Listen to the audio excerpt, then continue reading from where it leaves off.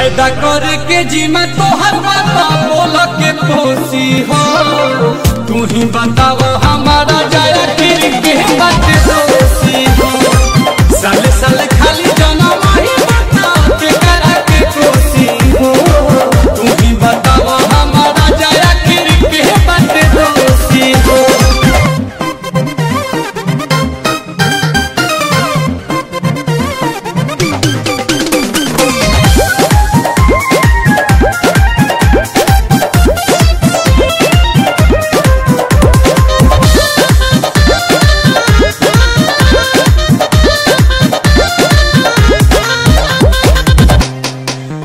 घरे रहता मरद के कल्याज के बड़ा काम के न काज के तू दुश्मन अनाज के।